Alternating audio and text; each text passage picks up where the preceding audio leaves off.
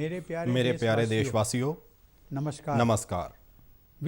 ਵਿਸ਼ਵ ਦੇ ਸਭ ਤੋਂ ਵੱਡੇ ਅਤੇ ਜੀਵੰਤ ਲੋਕਤੰਤਰ ਦੇ ਆਪ ਸਭ ਨਾਗਰਿਕਾਂ ਨੂੰ ਦੇਸ਼ ਦੇ 72ਵੇਂ ਗਣਤੰਤਰ ਦਿਵਸ ਦੀ ਪੂਰਵ ਸੰਧਿਆ ਤੇ ਹਾਰਦਿਕ ਵਧਾਈ। ਭਿੰਨਤਾਵਾਂ ਨਾਲ ਸਮਰਿੱਧ ਸਾਡੇ ਦੇਸ਼ ਵਿੱਚ ਅਨੇਕ ਤਿਉਹਾਰ ਮਨਾਏ ਜਾਂਦੇ ਨੇ, ਪਰ ਸਾਡੇ ਰਾਸ਼ਟਰੀ ਤਿਉਹਾਰਾਂ ਨੂੰ ਸਾਰੇ ਦੇਸ਼ਵਾਸੀ ਰਾਸ਼ਟਰ ਪ੍ਰੇਮ ਦੀ ਭਾਵਨਾ ਨਾਲ ਮਨਾਉਂਦੇ ਨੇ। ਗਣਤੰਤਰ ਦਿਵਸ ਦਾ ਰਾਸ਼ਟਰੀ ਤਿਉਹਾਰ ਵੀ ਅਸੀਂ ਪੂਰੇ ਉਤਸ਼ਾਹ ਦੇ ਨਾਲ ਮਨਾਉਂਦੇ ਹੋਏ ਆਪਣੇ ਰਾਸ਼ਟਰੀ ਝੰਡੇ ਅਤੇ ਸੰਵਿਧਾਨ ਦੇ ਪ੍ਰਤੀ ਸਨਮਾਨ ਅਤੇ ਵਿਸ਼ਵਾਸ ਪ੍ਰਗਟ ਕਰਦੇ ਹਾਂ। ਅੱਜ ਦਾ ਦਿਨ ਦੇਸ਼ ਵਿਦੇਸ਼ ਵਿੱਚ ਰਹਿਣ ਵਾਲੇ ਸਾਰੇ ਭਾਰਤੀਆਂ ਦੇ ਲਈ ਬਹੁਤ ਮਹੱਤਵਪੂਰਨ ਹੈ।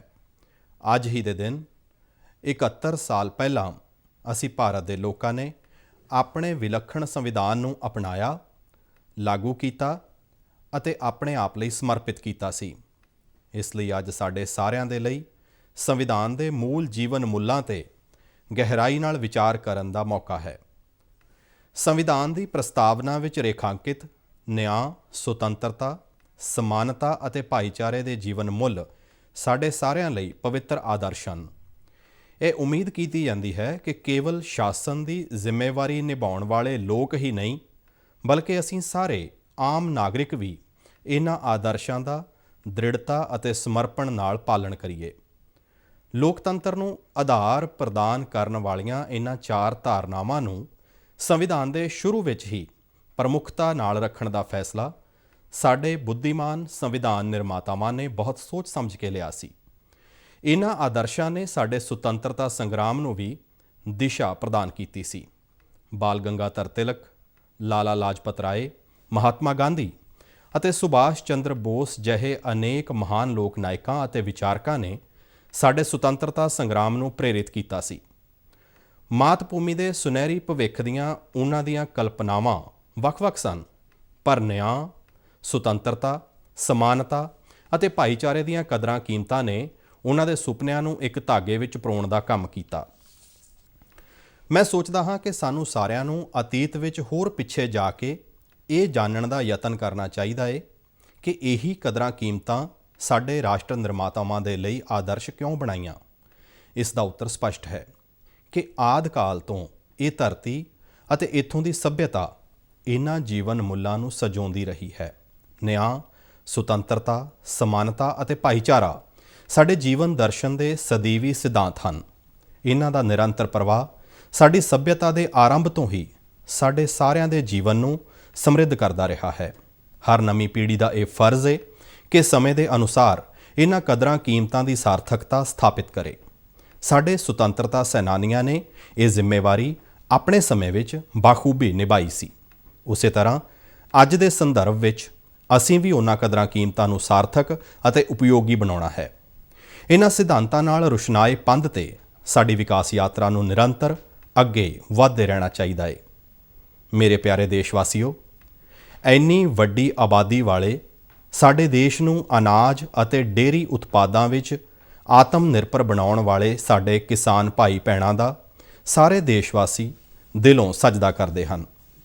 ਉਲਟ ਕੁਦਰਤੀ ਪਰਿਸਥਿਤੀਆਂ, ਅਨੇਕ ਚੁਣੌਤੀਆਂ ਅਤੇ ਕੋਵਿਡ ਦੀ ਆਫਤ ਦੇ ਬਾਵਜੂਦ ਸਾਡੇ ਕਿਸਾਨ ਭਾਈ ਭੈਣਾਂ ਨੇ ਖੇਤੀ ਉਤਪਾਦਨ ਵਿੱਚ ਕੋਈ ਕਮੀ ਨਹੀਂ ਆਉਣ ਦਿੱਤੀ। ਇਹ ਦੇਸ਼ ਸਾਡੇ ਅੰਨਦਾਤਾ ਕਿਸਾਨਾਂ ਦੀ ਭਲਾਈ ਦੇ ਲਈ ਪੂਰੀ ਤਰ੍ਹਾਂ ਪ੍ਰਤੀਬੱਧ ਹੈ।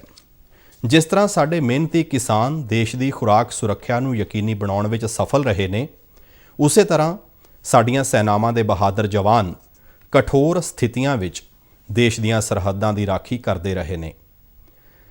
ਲੱਦਾਖ ਵਿੱਚ ਸਥਿਤ ਸਿਆਚਿਨ ਅਤੇ ਗਲਵਾਨ ਘਾਟੀ ਵਿੱਚ -50 ਤੋਂ 60 ਡਿਗਰੀ ਸੈਂਟੀਗ੍ਰੇਡ ਤਾਪਮਾਨ ਵਿੱਚ ਸਾਰਾ ਕੁਝ ਜਮਾ ਦੇਣ ਵਾਲੀ ਸਰਦੀ ਤੋਂ ਲੈ ਕੇ ਜੈਸਲਮੇਰ ਵਿੱਚ 50 ਡਿਗਰੀ ਸੈਂਟੀਗ੍ਰੇਡ ਤੋਂ ਵੱਧ ਦੇ ਤਾਪਮਾਨ ਵਿੱਚ ਝੁਲਸਾ ਦੇਣ ਵਾਲੀ ਗਰਮੀ ਵਿੱਚ ਧਰਤੀ, ਅਸਮਾਨ ਅਤੇ ਵਿਸ਼ਾਲ ਤਟੀ ਖੇਤਰਾਂ ਵਿੱਚ ਸਾਡੇ ਸੈਨਾਨੀ ਭਾਰਤ ਦੀ ਸੁਰੱਖਿਆ ਦਾ ਫਰਜ਼ ਹਰ ਪਲ ਨਿਭਾਉਂਦੇ ਰਹੇ ਹਨ। ਸਾਡੇ ਫੌਜੀਆਂ ਦੀ ਬਹਾਦਰੀ, ਦੇਸ਼ ਪ੍ਰੇਮ ਅਤੇ ਬਲੀਦਾਨ ਤੇ ਸਾਨੂੰ ਸਾਰੇ ਦੇਸ਼ਵਾਸੀਆਂ ਨੂੰ ਮਾਣ ਹੈ। ਖੁਰਾਕ ਸੁਰੱਖਿਆ, ਫੌਜੀ ਸੁਰੱਖਿਆ, ਆਫਤਾਂ ਅਤੇ ਬਿਮਾਰੀ ਤੋਂ ਸੁਰੱਖਿਆ ਅਤੇ ਵਿਕਾਸ ਦੇ ਵੱਖ-ਵੱਖ ਖੇਤਰਾਂ ਵਿੱਚ ਸਾਡੇ ਵਿਗਿਆਨੀਆਂ ਨੇ ਆਪਣੇ ਯੋਗਦਾਨ ਨਾਲ ਕੌਮੀ ਯਤਨਾਂ ਨੂੰ ਤਾਕਤ ਦਿੱਤੀ ਹੈ। ਪੁਲਾੜ ਤੋਂ ਲੈ ਕੇ ਖੇਤਾਂ ਤੱਕ, ਸਿੱਖਿਆ ਸੰਸਥਾਨਾਂ ਤੋਂ ਲੈ ਕੇ ਹਸਪਤਾਲਾਂ ਤੱਕ ਵਿਗਿਆਨਕ ਭਾਈਚਾਰੇ ਨੇ ਸਾਡੇ ਜੀਵਨ ਅਤੇ ਕੰਮਕਾਜ ਨੂੰ ਬਿਹਤਰ ਬਣਾਇਆ ਹੈ। ਦਿਨ ਰਾਤ ਮਿਹਨਤ ਕਰਦੇ ਹੋਏ ਕੋਰੋਨਾ ਵਾਇਰਸ ਨੂੰ ਡੀਕੋਡ ਕਰਕੇ ਅਤੇ ਬਹੁਤ ਘੱਟ ਸਮੇਂ ਵਿੱਚ ਹੀ ਵੈਕਸੀਨ ਨੂੰ ਵਿਕਸਿਤ ਕਰਕੇ ਸਾਡੇ ਵਿਗਿਆਨੀਆਂ ਨੇ ਪੂਰੀ ਮਨੁੱਖਤਾ ਦੀ ਭਲਾਈ ਲਈ ਇੱਕ ਨਵਾਂ ਇਤਿਹਾਸ ਰਚਿਆ ਹੈ। ਦੇਸ਼ ਵਿੱਚ ਇਸ ਮਹਾਮਾਰੀ ਤੇ ਕਾਬੂ ਪਾਉਣ ਵਿੱਚ ਅਤੇ ਵਿਕਸਿਤ ਦੇਸ਼ਾਂ ਦੀ ਤੁਲਨਾ ਵਿੱਚ ਮੌਤ ਦਰ ਨੂੰ ਸੀਮਤ ਰੱਖਣ ਵਿੱਚ ਸਾਡੇ ਵਿਗਿਆਨੀਆਂ ਨੇ ਡਾਕਟਰਾਂ, ਪ੍ਰਸ਼ਾਸਨ ਅਤੇ ਹੋਰਨਾਂ ਲੋਕਾਂ ਦੇ ਨਾਲ ਮਿਲ ਕੇ ਵੱਡਮੁੱਲਾ ਯੋਗਦਾਨ ਦਿੱਤਾ ਹੈ। ਇਸ ਤਰ੍ਹਾਂ ਸਾਡੇ ਸਾਰੇ ਕਿਸਾਨ, ਜਵਾਨ ਅਤੇ ਵਿਗਿਆਨੀ ਵਿਸ਼ੇਸ਼ ਵਧਾਈ ਦੇ ਪਾਤਰ ਨੇ ਅਤੇ ਧੰਨਵਾਦ ਰਾਸ਼ਟਰ ਗਣਤੰਤਰ ਦਿਵਸ ਦੇ ਸ਼ੁਭ ਮੌਕੇ ਤੇ ਇਹਨਾਂ ਸਾਰਿਆਂ ਨੂੰ ਸਿਜਦਾ ਕਰਦਾ ਹੈ। ਪਿਆਰੇ ਦੇਸ਼ਵਾਸੀਓ, ਪਿਛਲੇ ਸਾਲ ਜਦੋਂ ਪੂਰੀ ਮਨੁੱਖਤਾ ਇੱਕ ਵਿਸ਼ਾਲ ਆਫਤ ਦਾ ਸਾਹਮਣਾ ਕਰਦੇ ਹੋਏ ਰੁਕ ਜਿਹੀ ਗਈ ਸੀ, ਉਸ ਦੌਰਾਨ ਮੈਂ ਭਾਰਤੀ ਸੰਵਿਧਾਨ ਦੇ ਮੂਲ ਤੱਤਾਂ ਤੇ ਵਿਚਾਰ ਕਰਦਾ ਰਿਹਾ। ਮੇਰਾ ਮੰਨਣਾ ਹੈ ਕਿ ਭਾਈਚਾਰੇ ਦੇ ਸਾਡੇ ਸੰਵਿਧਾਨਕ ਆਦਰਸ਼ ਦੇ ਬਲ ਤੇ ਹੀ ਇਸ ਸੰਕਟ ਦਾ ਪ੍ਰਭਾਵੀ ਢੰਗ ਨਾਲ ਸਾਹਮਣਾ ਕਰਨਾ ਸੰਭਵ ਹੋ ਸਕਿਆ ਹੈ। ਕੋਰੋਨਾ ਵਾਇਰਸ ਰੂਪੀ ਦੁਸ਼ਮਣ ਦੇ ਸਾਹਮਣੇ ਦੇਸ਼ਵਾਸੀਆਂ ਨੇ ਪਰਿਵਾਰ ਦੀ ਤਰ੍ਹਾਂ ਇਕਜੁੱਟ ਹੋ ਕੇ ਮਿਸਾਲੀ ਤਿਆਗ, ਸੇਵਾ ਅਤੇ ਬਲੀਦਾਨ ਤੋਂ ਜਾਣੂ ਕਰਾਉਂਦੇ ਹੋਏ ਇੱਕ ਦੂਜੇ ਦੀ ਰਾਖੀ ਕੀਤੀ ਹੈ। ਮੈਂ ਇੱਥੇ ਉਹਨਾਂ ਡਾਕਟਰਾਂ, ਨਰਸਾਂ, ਸਿਹਤ ਕਰਮਚਾਰੀਆਂ, ਸਿਹਤ ਸੇਵਾਵਾਂ ਨਾਲ ਜੁੜੇ ਪ੍ਰਸ਼ਾਸਕਾਂ ਅਤੇ ਸਫਾਈ ਕਰਮਚਾਰੀਆਂ ਦਾ ਜ਼ਿਕਰ ਕਰਨਾ ਚਾਹੁੰਦਾ ਹਾਂ, ਜਿਨ੍ਹਾਂ ਨੇ ਆਪਣੀ ਜਾਨ ਜੋਖਮ ਵਿੱਚ ਪਾ ਕੇ ਪੀੜਤਾਂ ਦੀ ਦੇਖਭਾਲ ਕੀਤੀ ਹੈ। ਬਹੁਤਿਆਂ ਨੇ ਤਾਂ ਆਪਣੇ ਪ੍ਰਾਣ ਵੀ ਗਵਾਏ ਨੇ। ਇਸ ਦੇ ਨਾਲ ਇਸ ਮਹਾਮਾਰੀ ਨੇ ਦੇਸ਼ ਦੇ ਲਗਭਗ 1.5 ਲੱਖ ਨਾਗਰਿਕਾਂ ਨੂੰ ਆਪਣੀ ਚਪੇਟ ਵਿੱਚ ਲੈ ਲਿਆ। ਉਹਨਾਂ ਸਾਰਿਆਂ ਦੇ ਸਦਮੇ ਵਿੱਚ ਡੁੱਬੇ ਪਰਿਵਾਰਾਂ ਦੇ ਪ੍ਰਤੀ ਮੈਂ ਆਪਣੀ ਸੰਵੇਦਨਾ ਪ੍ਰਗਟ ਕਰਦਾ ਹਾਂ। ਕੋਰੋਨਾ ਦੇ ਮੋਰਚੇ ਤੇ ਮੂਰਲੀ ਕਤਾਰ ਦੇ ਯੋਧਿਆਂ ਦੇ ਰੂਪ ਵਿੱਚ ਸਾਡੇ ਸਧਾਰਨ ਨਾਗਰਿਕਾਂ ਨੇ ਅਸਧਾਰਨ ਯੋਗਦਾਨ ਦਿੱਤਾ ਹੈ। ਆਉਣ ਵਾਲੀਆਂ ਪੀੜ੍ਹੀਆਂ ਦੇ ਲੋਕ ਜਦੋਂ ਇਸ ਦੌਰ ਦਾ ਇਤਿਹਾਸ ਜਾਣਨਗੇ ਤਾਂ ਇਸ ਅਚਨਚੇਤੀ ਸੰਕਟ ਦਾ ਜਿਸ ਹਿੰਮਤ ਦੇ ਨਾਲ ਤੁਸੀਂ ਸਾਰਿਆਂ ਨੇ ਸਾਹਮਣਾ ਕੀਤਾ ਹੈ, ਉਸ ਦੇ ਪ੍ਰਤੀ ਉਹ ਸ਼ਰਧਾ ਨਾਲ ਨਤਮਸਤਕ ਹੋ ਜਾਣਗੇ। ਭਾਰਤ ਦੀ ਸੰਘਣੀ ਆਬਾਦੀ, ਸੱਭਿਆਚਾਰਕ ਪਰੰਪਰਾਵਾਂ ਦੀ ਭਿੰਨਤਾ ਅਤੇ ਕੁਦਰਤ ਤੇ ਭੂਗੋਲਿਕ ਚੁਣੌਤੀਆਂ ਦੇ ਕਾਰਨ ਕੋਵਿਡ ਤੋਂ ਬਚਾਅ ਦੇ ਉਪਾਅ ਕਰਨਾ ਸਾਡੇ ਸਾਰਿਆਂ ਦੇ ਲਈ ਕਿਤੇ ਵਧੇਰੇ ਚੁਣੌਤੀ ਭਰਿਆ ਕੰਮ ਸੀ। ਚੁਣੌਤੀਆਂ ਦੇ ਬਾਵਜੂਦ ਇਸ ਵਾਇਰਸ ਦੇ ਪ੍ਰਕੋਪ ਤੇ ਕਾਬੂ ਪਾਉਣ ਵਿੱਚ ਅਸੀਂ ਕਾਫੀ ਹੱਦ ਤੱਕ ਸਫਲ ਰਹੇ ਹਾਂ। ਇਸ ਗੰਭੀਰ ਆਫਤ ਦੇ ਬਾਵਜੂਦ ਅਸੀਂ ਅਨੇਕ ਖੇਤਰਾਂ ਵਿੱਚ ਆਪਣੀਆਂ ਗਤੀਵਿਧੀਆਂ ਨੂੰ ਸਫਲਤਾਪੂਰਵਕ ਅੱਗੇ ਵਧਾਇਆ ਹੈ।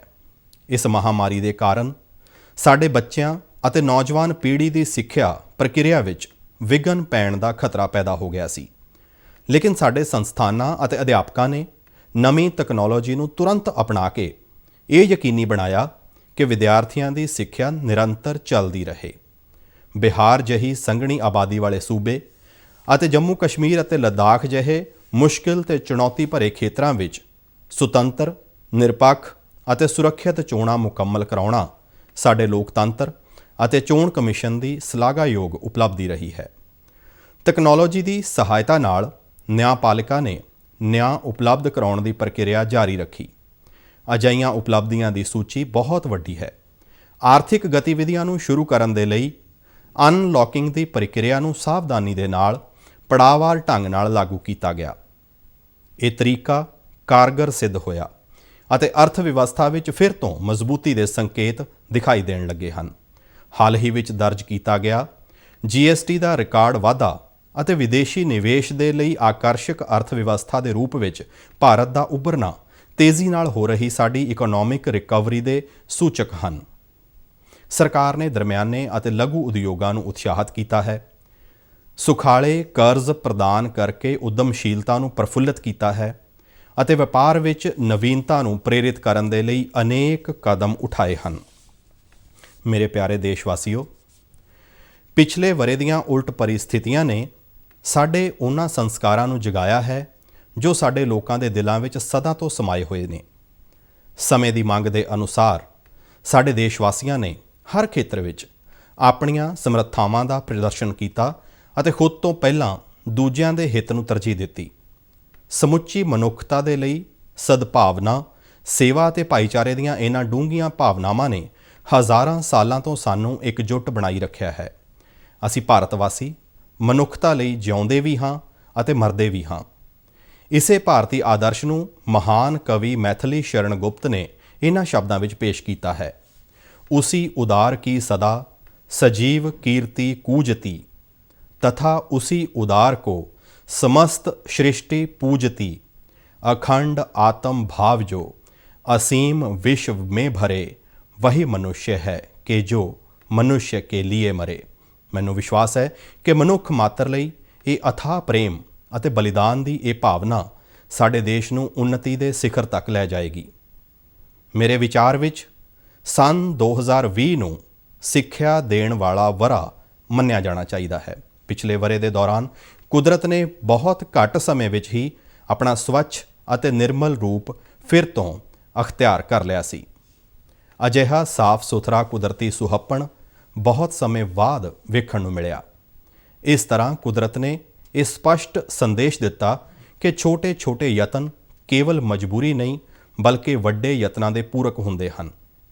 ਮੈਨੂੰ ਵਿਸ਼ਵਾਸ ਹੈ ਕਿ ਭਵਿੱਖ ਵਿੱਚ ਵੀ ਇਸ ਤਰ੍ਹਾਂ ਦੀਆਂ ਮਹਾਂਮਾਰੀਆਂ ਦੇ ਖਤਰੇ ਨੂੰ ਘੱਟ ਕਰਨ ਦੇ ਉਦੇਸ਼ ਨਾਲ ਜਲਵਾਯੂ ਤਬਦੀਲੀ ਦੇ ਮੁੱਦੇ ਨੂੰ ਵਿਸ਼ਵ ਪੱਧਰ ਤੇ ਤਰਜੀਹ ਦਿੱਤੀ ਜਾਏਗੀ। ਮੇਰੇ ਪਿਆਰੇ ਦੇਸ਼ਵਾਸੀਓ, ਆਫਤ ਨੂੰ ਮੌਕੇ ਵਿੱਚ ਬਦਲਦੇ ਹੋਏ ਪ੍ਰਧਾਨ ਮੰਤਰੀ ਨੇ ਆਤਮ ਨਿਰਭਰ ਭਾਰਤ ਅਭਿਆਨ ਦਾ ਸੱਦਾ ਦਿੱਤਾ। ਸਾਡਾ ਜੀਵੰਤ ਲੋਕਤੰਤਰ, ਸਾਡੇ ਉਦਮਸ਼ੀਲ ਅਤੇ ਪ੍ਰਤਿਭਾਵਾਨ ਦੇਸ਼ਵਾਸੀ, ਵਿਸ਼ੇਸ਼ ਤੌਰ ਤੇ ਸਾਡੀ ਨੌਜਵਾਨ ਆਬਾਦੀ ਆਤਮ ਨਿਰਭਰ ਭਾਰਤ ਦੇ ਨਿਰਮਾਣ ਦੇ ਸਾਡੇ ਯਤਨਾਂ ਨੂੰ ਊਰਜਾ ਪ੍ਰਦਾਨ ਕਰ ਰਹੇ ਨੇ। ਵਸਤੂਆਂ ਅਤੇ ਸੇਵਾਵਾਂ ਦੇ ਲਈ ਸਾਡੇ ਦੇਸ਼ਵਾਸੀਆਂ ਦੀ ਮੰਗ ਨੂੰ ਪੂਰਾ ਕਰਨ ਦੇ ਘਰੇਲੂ ਯਤਨਾਂ ਰਾਹੀਂ ਅਤੇ ਇਹਨਾਂ ਯਤਨਾਂ ਵਿੱਚ ਆਧੁਨਿਕ ਤਕਨਾਲੋਜੀ ਦੀ ਵਰਤੋਂ ਨਾਲ ਵੀ ਇਸ ਅਭਿਆਨ ਨੂੰ ਸ਼ਕਤੀ ਮਿਲ ਰਹੀ ਹੈ। ਇਸ ਅਭਿਆਨ ਦੇ ਤਹਿਤ ਸੂਖਮ, ਛੋਟੀਆਂ ਅਤੇ ਦਰਮਿਆਨੀਆਂ ਇਕਾਈਆਂ ਨੂੰ ਹੱਲਾਸ਼ੇਰੀ ਦੇ ਕੇ ਅਤੇ ਸਟਾਰਟਅਪ ਈਕੋਸਿਸਟਮ ਨੂੰ ਹੋਰ ਵਧੇਰੇ ਮਜ਼ਬੂਤ ਬਣਾ ਕੇ ਆਰਥਿਕ ਵਿਕਾਸ ਦੇ ਨਾਲ-ਨਾਲ ਰੁਜ਼ਗਾਰ ਪੈਦਾ ਕਰਨ ਦੇ ਵੀ ਕਦਮ ਚੁੱਕੇ ਗਏ ਹਨ। ਆਤਮ ਨਿਰਭਰ ਭਾਰਤ ਅਭਿਆਨ ਇੱਕ ਜਨ ਅੰਦੋਲਨ ਦਾ ਰੂਪ ਲੈ ਰਿਹਾ ਹੈ। ਇਸ ਅਭਿਆਨ ਸਾਡੇ ਉਹਨਾਂ ਕੌਮੀ ਸੰਕਲਪਾਂ ਨੂੰ ਪੂਰਾ ਕਰਨ ਵਿੱਚ ਸਹਾਇਕ ਹੋਵੇਗਾ ਜਿਨ੍ਹਾਂ ਨੂੰ ਅਸੀਂ ਨਵੇਂ ਭਾਰਤ ਦੀ ਕਲਪਨਾ ਦੇ ਤਹਿਤ ਦੇਸ਼ ਦੀ ਆਜ਼ਾਦੀ ਦੇ 75ਵੇਂ ਵਰ੍ਹੇ ਤੱਕ ਯਾਨੀ ਸੰਨ 2022 ਤੱਕ ਹਾਸਲ ਕਰਨ ਦਾ ਟੀਚਾ ਰੱਖਿਆ ਹੈ। ਹਰ ਪਰਿਵਾਰ ਨੂੰ ਬੁਨਿਆਦੀ ਸਹੂਲਤਾਂ ਵਾਲਾ ਪੱਕਾ ਮਕਾਨ ਦਿਵਾਉਣ ਤੋਂ ਲੈ ਕੇ ਕਿਸਾਨਾਂ ਦੀ ਆਮਦਨ ਨੂੰ ਦੁੱਗਣਾ ਕਰਨ ਤੱਕ ਅਜਿਹੇ ਮਹੱਤਵਪੂਰਨ ਟੀਚਿਆਂ ਵੱਲ ਵਧਦੇ ਹੋਏ ਅਸੀਂ ਆਪਣੀ ਆਜ਼ਾਦੀ ਦੀ 75ਵੀਂ ਵਰ੍ਹੇਗੰਢ ਦੇ ਇਤਿਹਾਸਕ ਪੜਾਅ ਤੱਕ ਪਹੁੰਚਾਂਗੇ। ਨਵੇਂ ਭਾਰਤ ਦੇ ਸਮਾਵੇਸ਼ੀ ਸਮਾਜ ਦਾ ਨਿਰਮਾਣ ਕਰਨ ਲਈ ਅਸੀਂ ਸਿੱਖਿਆ, ਸਿਹਤ, ਪੌਸ਼ਟਿਕਤਾ, ਵਾਂਝੇ ਵਰਗਾਂ ਨੂੰ ਉੱਪਰ ਚੁੱਕਣ ਅਤੇ ਮਹਿਲਾਵਾਂ ਦੀ ਭਲਾਈ ਤੇ ਵਿਸ਼ੇਸ਼ ਜ਼ੋਰ ਦੇ ਰਹੇ ਹਾਂ। ਸਾਡੀ ਇਹ ਮਾਨਤਾ ਹੈ ਕਿ ਉਲਟ ਪਰਿਸਥਿਤੀਆਂ ਤੋਂ ਕੋਈ ਨਾ ਕੋਈ ਸਿੱਖਿਆ ਮਿਲਦੀ ਹੈ। ਉਹਨਾਂ ਦਾ ਸਾਹਮਣਾ ਕਰਨ ਦੇ ਲਈ ਸਾਡੀ ਸ਼ਕਤੀ ਅਤੇ ਆਤਮ ਵਿਸ਼ਵਾਸ ਵਿੱਚ ਵਾਧਾ ਹੁੰਦਾ ਹੈ। ਇਸ ਆਤਮ ਵਿਸ਼ਵਾਸ ਦੇ ਨਾਲ ਭਾਰਤ ਨੇ ਕਈ ਖੇਤਰਾਂ ਵਿੱਚ ਵੱਡੇ ਕਦਮ ਚੁੱਕੇ ਨੇ। ਪੂਰੀ ਰਫ਼ਤਾਰ ਨਾਲ ਅੱਗੇ ਵਧ ਰਹੇ ਸਾਡੇ ਆਰਥਿਕ ਸੁਧਾਰਾਂ ਦੇ ਪੂਰਕ ਦੇ ਰੂਪ ਵਿੱਚ ਨਵੇਂ ਕਾਨੂੰਨ ਬਣਾ ਕੇ ਖੇਤੀ ਅਤੇ ਕਿਰਤ ਦੇ ਖੇਤਰਾਂ ਵਿੱਚ ਅਜਿਹੇ ਸੁਧਾਰ ਕੀਤੇ ਗਏ ਨੇ ਜੋ ਲੰਮੇ ਸਮੇਂ ਤੋਂ ਉਡੀਕੇ ਜਾ ਰਹੇ ਸਨ। ਸ਼ੁਰੂ ਵਿੱਚ ਇਹਨਾਂ ਸੁਧਾਰਾਂ ਦੇ ਵਿਸ਼ੇ ਵਿੱਚ ਸ਼ੰਕੇ ਪੈਦਾ ਹੋ ਸਕਦੇ ਨੇ, ਪਰ ਇਸ ਵਿੱਚ ਕੋਈ ਸ਼ੱਕ ਨਹੀਂ ਹੈ ਕਿ ਕਿਸਾਨਾਂ ਦੇ ਹਿੱਤ ਲਈ ਸਰਕਾਰ ਪੂਰੀ ਤਰ੍ਹਾਂ ਸਮਰਪਿਤ ਹੈ। ਸੁਧਾਰਾਂ ਦੇ ਸਬੰਧ ਵਿੱਚ ਸਿੱਖਿਆ ਦੇ ਖੇਤਰ ਵਿੱਚ ਕੀਤੇ ਗਏ ਵਿਆਪਕ ਸੁਧਾਰ ਜ਼ਿਕਰਯੋਗ ਨੇ। ਇਹ ਸੁਧਾਰ ਵੀ ਲੰਬੇ ਸਮੇਂ ਤੋਂ ਉਡੀਕੇ ਜਾ ਰਹੇ ਸਨ। ਇਹ ਵੀ ਖੇਤੀ ਅਤੇ ਕਿਰਤ ਸੁਧਾਰਾਂ ਦੇ ਵਾਂਗ ਹੀ ਮਹੱਤਵਪੂਰਨ ਹਨ, ਲੇਕਿਨ ਕਿਤੇ ਵੱਧ ਵੱਡੀ ਗਿਣਤੀ ਵਿੱਚ ਲੋਕਾਂ ਦੇ ਜੀਵਨ ਨੂੰ ਸਿੱਧੇ ਪ੍ਰਭਾਵਿਤ ਕਰਨ ਵਾਲੇ ਹਨ। 2020 ਵਿੱਚ ਐਲਾਨੀ ਕੌਮੀ ਸਿੱਖਿਆ ਨੀਤੀ ਵਿੱਚ ਤਕਨਾਲੋਜੀ ਦੇ ਨਾਲ-ਨਾਲ ਪਰੰਪਰਾ ਤੇ ਵੀ ਜ਼ੋਰ ਦਿੱਤਾ ਗਿਆ ਹੈ। ਇਸ ਰਾਹੀਂ ਇੱਕ ਅਜਿਹੇ ਨਵੇਂ ਭਾਰਤ ਦੀ ਨੀਂਹ ਰੱਖੀ ਗਈ ਹੈ ਜੋ ਅੰਤਰਰਾਸ਼ਟਰੀ ਮੰਚ ਤੇ ਗਿਆਨ ਕੇਂਦਰ ਦੇ ਰੂਪ ਵਿੱਚ ਉੱਭਰਨ ਦੀ ਇੱਛਾ ਰੱਖਦਾ ਹੈ। ਨਵੀਂ ਸਿੱਖਿਆ ਪ੍ਰਣਾਲੀ ਵਿਦਿਆਰਥੀਆਂ ਦੀ ਅੰਦਰੂਨੀ ਪ੍ਰਤਿਭਾ ਨੂੰ ਵਿਕਸਿਤ ਕਰੇਗੀ ਅਤੇ ਉਹਨਾਂ ਨੂੰ ਜੀਵਨ ਦੀਆਂ ਚੁਣੌਤੀਆਂ ਦਾ ਸਾਹਮਣਾ ਕਰਨ ਦੇ ਸਮਰੱਥ ਬਣਾਏਗੀ। ਸਾਰੇ ਖੇਤਰਾਂ ਵਿੱਚ ਸੰਕਲਪ ਅਤੇ ਦ੍ਰਿੜਤਾ ਨਾਲ ਅੱਗੇ ਵਧਦੇ ਜਾਣ ਦੇ ਵਧੀਆ ਨਤੀਜੇ ਸਾਹਮਣੇ ਆ ਰਹੇ ਨੇ। ਕੋਰੋਨਾ ਦੀ ਲਗਭਗ 1 ਸਾਲ ਦੀ ਅਣਸੁਖਾਵੀਂ ਕਠੋਰ ਪ੍ਰੀਖਿਆ ਦੇ ਬਾਵਜੂਦ ਭਾਰਤ ਨਿਰਾਸ਼ ਨਹੀਂ ਹੋਇਆ ਹੈ, ਬਲਕਿ ਆਤਮ ਵਿਸ਼ਵਾਸ ਨਾਲ ਭਰਪੂਰ ਹੋ ਕੇ ਉੱਭਰਿਆ ਹੈ। ਸਾਡੇ ਦੇਸ਼ ਵਿੱਚ ਆਰਥਿਕ ਮੰਦੀ ਥੋੜ੍ਹੇ ਸਮੇਂ ਲਈ ਹੀ ਰਹੀ। ਹੁਣ ਸਾਡੀ ਅਰਥ ਵਿਵਸਥਾ ਮੁੜ ਗਤੀਸ਼ੀਲ ਹੋ ਗਈ ਹੈ। ਆਤਮ ਨਿਰਭਰ ਭਾਰਤ ਨੇ ਕੋਰੋਨਾ ਵਾਇਰਸ ਤੋਂ ਬਚਾਅ ਲਈ ਆਪਣੀ ਖੁਦ ਦੀ ਵੈਕਸੀਨ ਵੀ ਬਣਾ ਲਈ ਹੈ। ਹੁਣ ਵੱਡੇ ਪੈਮਾਨੇ ਤੇ ਟੀਕਾਕਰਨ ਦਾ ਜੋ ਅਭਿਆਨ ਚੱਲ ਰਿਹਾ ਹੈ, ਉਹ ਇਤਿਹਾਸ ਵਿੱਚ ਆਪਣੀ ਤਰ੍ਹਾਂ ਦਾ ਸਭ ਤੋਂ ਵੱਡਾ ਅਭਿਆਨ ਹੋਵੇਗਾ। ਇਸ ਅਭਿਆਨ ਨੂੰ ਸਫਲ ਬਣਾਉਣ ਵਿੱਚ ਪ੍ਰਸ਼ਾਸਨ ਅਤੇ ਸਿਹਤ ਸੇਵਾਵਾਂ ਨਾਲ ਜੁੜੇ ਲੋਕ ਪੂਰੀ ਤਨਦੇਹੀ ਨਾਲ ਕੰਮ ਵਿੱਚ ਜੁਟੇ ਹੋਏ ਨੇ। ਮੈਂ ਦੇਸ਼ ਵਾਸੀਆਂ ਨੂੰ ਅਪੀਲ ਕਰਦਾ ਹਾਂ ਕਿ ਤੁਸੀਂ ਸਾਰੇ ਦਿਸ਼ਾ ਨਿਰਦੇਸ਼ਾਂ ਦੇ ਅਨੁਸਾਰ ਆਪਣੀ ਸਿਹਤ ਦੇ ਹਿੱਤ ਵਿੱਚ ਇਸ ਵੈਕਸੀਨ ਰੂਪੀ ਸੰਜੀਵਨੀ ਦਾ ਲਾਭ ਜ਼ਰੂਰ ਉਠਾਓ ਅਤੇ ਇਹ ਜ਼ਰੂਰ ਲਗਵਾਓ। ਤੁਹਾਡੀ ਸਿਹਤ ਹੀ ਤੁਹਾਡੀ ਕਾਮਯਾਬੀ ਦੇ ਰਾਸਤੇ ਖੋਲ੍ਹਦੀ ਹੈ। ਅੱਜ ਭਾਰਤ ਨੂੰ ਸਹੀ ਅਰਥਾਂ ਵਿੱਚ ਫਾਰਮੇਸੀ ਆਫ ਦਾ ਵਰਲਡ ਕਿਹਾ ਜਾ ਰਿਹਾ ਹੈ, ਕਿਉਂਕਿ ਅਸੀਂ ਅਨੇਕ ਦੇਸ਼ਾਂ ਦੇ ਲੋਕਾਂ ਦੀ ਪੀੜ ਨੂੰ ਘੱਟ ਕਰਨ ਅਤੇ ਮਹਾਮਾਰੀ ਤੇ ਕਾਬੂ ਪਾਉਣ ਲਈ ਦਵਾਈਆਂ ਅਤੇ ਸਿਹਤ ਸੇਵਾ ਦੇ ਹੋਰ ਉਪਕਰਣ ਵਿਸ਼ਵ ਦੇ ਕੋਨੇ-ਕੋਨੇ ਵਿੱਚ ਉਪਲਬਧ ਕਰਾਉਂਦੇ ਰਹੇ ਹਾਂ। ਹੁਣ ਅਸੀਂ ਵੈਕਸੀਨ ਵੀ ਹੋਰਨਾਂ ਦੇਸ਼ਾਂ ਨੂੰ ਉਪਲਬਧ ਕਰਾ ਰਹੇ ਹਾਂ। ਮੇਰੇ ਪਿਆਰੇ ਦੇਸ਼ ਵਾਸੀਓ, ਪਿਛਲੇ ਸਾਲ ਕਈ ਮੋਰਚਿਆਂ ਤੇ ਅਨੇਕ ਚੁਣੌਤੀਆਂ ਸਾਡੇ ਸਾਹਮਣੇ ਆਈਆਂ। ਸਾਨੂੰ ਆਪਣੀਆਂ ਸਰਹੱਦਾਂ ਤੇ ਵਿਸਥਾਰਵਾਦੀ ਗਤੀਵਿਧੀਆਂ ਦਾ ਸਾਹਮਣਾ ਕਰਨਾ ਪਿਆ, ਲੇਕਿਨ ਸਾਡੇ ਬਹਾਦਰ ਫੌਜੀਆਂ ਨੇ ਉਹਨਾਂ ਨੂੰ ਨਾਕਾਮ ਕਰ ਦਿੱਤਾ। ਅਜਿਹਾ ਕਰਦੇ ਹੋਏ ਸਾਡੇ 20 ਜਵਾਨ ਵੀਰਗਤੀ ਨੂੰ ਪ੍ਰਾਪਤ ਹੋ ਗਏ। ਸਾਰੇ ਦੇਸ਼ ਵਾਸੀ ਉਹਨਾਂ ਅਮਰ ਜਵਾਨਾਂ ਦੇ ਪ੍ਰਤੀ ਸ਼ੁਕਰਗੁਜ਼ਾਰ ਨੇ। ਹਾਲਾਂਕਿ ਅਸੀਂ ਸ਼ਾਂਤੀ ਦੇ ਲਈ ਆਪਣੀ ਪ੍ਰਤੀਬੱਧਤਾ ਤੇ ਬਰਕਰਾਰ ਹਾਂ, ਫਿਰ ਵੀ ਸਾਡੀ ਥਲ ਸੈਨਾ, ਹਵਾਈ ਸੈਨਾ ਅਤੇ ਨੌ ਸੈਨਾ ਸਾਡੀ ਸੁਰੱਖਿਆ ਦੇ ਵਿਰੁੱਧ ਕਿਸੇ ਵੀ ਕੋਸ਼ਿਸ਼ ਨੂੰ ਨਾਕਾਮ ਕਰਨ ਦੇ ਲਈ ਪੂਰੀ ਤਿਆਰੀ ਦੇ ਨਾਲ ਤਾਇਨਾਤ ਹਨ। ਹਰੇਕ ਪਰਿਸਥਿਤੀ ਵਿੱਚ ਸਾਡੇ ਕੌਮੀ ਹਿੱਤਾਂ ਦੀ ਰਾਖੀ ਕਰਨ ਦੇ ਲਈ ਅਸੀਂ ਪੂਰੀ ਤਰ੍ਹਾਂ ਸਮਰੱਥ ਹਾਂ। ਭਾਰਤ ਦੇ ਦ੍ਰਿੜ ਅਤੇ ਸਿਧਾਂਤਕ ਰਵੱਈਏ ਦੇ ਵਿਸ਼ੇ ਵਿੱਚ ਕੌਮਾਂਤਰੀ ਭਾਈਚਾਰਾ ਭਲੀ ਭਾਂਤ ਜਾਣੂ ਹੈ। ਭਾਰਤ ਪ੍ਰਗਤੀ ਦੇ ਪੰਥ ਤੇ ਅੱਗੇ ਵਧਦੇ ਹੋਏ ਵਿਸ਼ਵ ਭਾਈਚਾਰੇ ਵਿੱਚ ਆਪਣਾ ਢੁਕਵਾਂ ਸਥਾਨ ਬਣਾ ਰਿਹਾ ਹੈ। ਪਿਛਲੇ ਕੁਝ ਵਰ੍ਹਿਆਂ ਤੋਂ ਭਾਰਤ ਦਾ ਪ੍ਰਭਾਵ ਖੇਤਰ ਹੋਰ ਵਧੇਰੇ ਵਿਸਥਾਰਤ ਹੋਇਆ ਹੈ ਅਤੇ ਇਸ ਵਿੱਚ ਵਿਸ਼ਵ ਦੇ ਵਿਆਪਕ ਖੇਤਰ ਸ਼ਾਮਲ ਹੋਏ ਨੇ। ਜਿਸ ਅਸਧਾਰਨ ਸਮਰਥਨ ਦੇ ਨਾਲ ਇਸ ਵਰ੍ਹੇ ਭਾਰਤ ਨੇ ਅਸਥਾਈ ਮੈਂਬਰ ਦੇ ਰੂਪ ਵਿੱਚ ਸੁਰੱਖਿਆ ਪਰਿਸ਼ਦ ਵਿੱਚ ਪ੍ਰਵੇਸ਼ ਕੀਤਾ ਹੈ, ਉਹ ਇਸ ਵੱਧਦੇ ਪ੍ਰਭਾਵ ਦਾ ਸੂਚਕ ਹੈ। ਵਿਸ਼ਵ ਪੱਧਰ ਤੇ ਰਾਜਨੇਤਾਵਾਂ ਦੇ ਨਾਲ ਸਾਡੇ ਸਬੰਧਾਂ ਦੀ ਗਹਿਰਾਈ ਕਈ ਗੁਣਾ ਵਧੀ ਹੈ।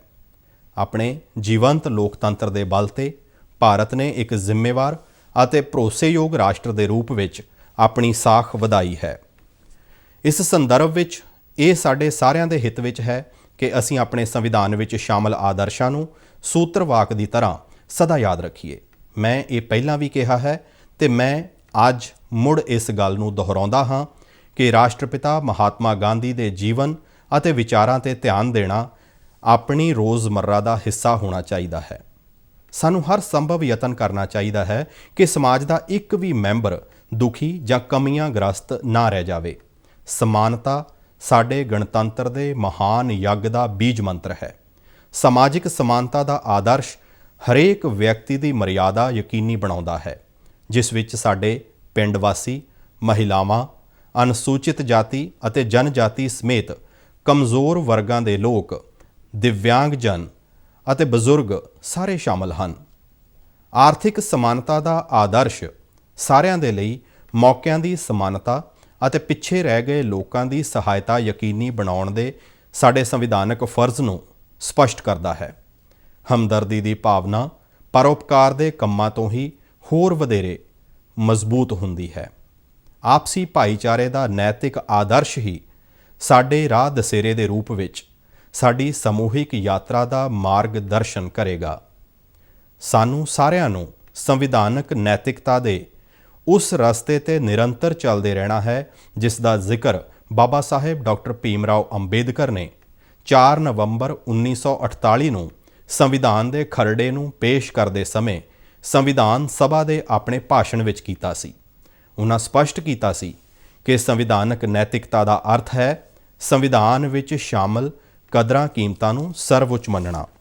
ਮੇਰੇ ਪਿਆਰੇ ਦੇਸ਼ ਵਾਸੀਓ, ਸਾਡੇ ਗਣਤੰਤਰ ਦੀ ਸਥਾਪਨਾ ਦਾ ਉਤਸਵ ਮਨਾਉਣ ਦੇ ਇਸ ਮੌਕੇ ਤੇ ਮੇਰਾ ਧਿਆਨ ਵਿਦੇਸ਼ਾਂ ਵਿੱਚ ਵਸੇ ਆਪਣੇ ਭਾਈ ਭੈਣਾਂ ਦੇ ਵੱਲ ਜਾ ਰਿਹਾ ਹੈ।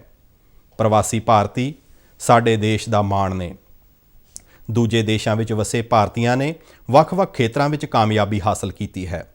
ਉਹਨਾਂ ਵਿੱਚੋਂ ਕੁਝ ਲੋਕ ਸਿਆਸੀ ਅਗਵਾਈ ਦੇ ਸਿਖਰਲੇ ਪੱਧਰ ਤੱਕ ਪਹੁੰਚੇ ਨੇ ਅਤੇ ਅਨੇਕ ਲੋਕ ਵਿਗਿਆਨ, ਕਲਾ, ਸਿੱਖਿਆ, ਸਮਾਜ ਸੇਵਾ ਅਤੇ ਵਪਾਰ ਦੇ ਖੇਤਰਾਂ ਵਿੱਚ ਵਡਮੁੱਲਾ ਯੋਗਦਾਨ ਦੇ ਰਹੇ ਨੇ। ਤੁਸੀਂ ਸਾਰੇ ਪ੍ਰਵਾਸੀ ਭਾਰਤੀ ਆਪਣੀ ਵਰਤਮਾਨ ਕਰਮ ਭੂਮੀ ਦਾ ਵੀ ਮਾਣ ਵਧਾ ਰਹੇ ਹੋ। ਆਪ ਸਭ ਨੂੰ ਪੂਰਵਜਾਂ ਦੀ ਧਰਤੀ ਭਾਰਤ ਤੋਂ ਮੈਂ ਤੁਹਾਨੂੰ ਗਣਤੰਤਰ ਦਿਵਸ ਦੀਆਂ ਹਾਰਦਿਕ ਸ਼ੁਭਕਾਮਨਾਵਾਂ ਦਿੰਦਾ ਹਾਂ। ਸਾਡੇ ਹਥਿਆਰਬੰਦ ਬਲਾਂ, ਅਰਧ ਸੈਨਿਕ ਬਲਾਂ ਅਤੇ ਪੁਲਿਸ ਦੇ ਜਵਾਨ ਆਮ ਤੌਰ ਤੇ ਆਪਣੇ ਪਰਿਵਾਰ ਦੇ ਲੋਕਾਂ ਤੋਂ ਦੂਰ ਰਹਿੰਦੇ ਹੋਏ ਤਿਉਹਾਰ ਮਨਾਉਂਦੇ ਨੇ। ਉਹਨਾਂ ਸਾਰੇ ਜਵਾਨਾਂ ਨੂੰ ਮੈਂ ਵਿਸ਼ੇਸ਼ ਵਧਾਈ ਦਿੰਦਾ ਹਾਂ। ਮੈਂ ਇੱਕ ਵਾਰ ਫਿਰ ਤੁਹਾਨੂੰ ਸਾਰੇ ਦੇਸ਼ ਵਾਸੀਆਂ ਨੂੰ ਗਣਤੰਤਰ ਦਿਵਸ ਦੀਆਂ ਸ਼ੁਭਕਾਮਨਾਵਾਂ ਦਿੰਦਾ ਹਾਂ। ਧੰਨਵਾਦ। ਜੈ ਹਿੰਦ।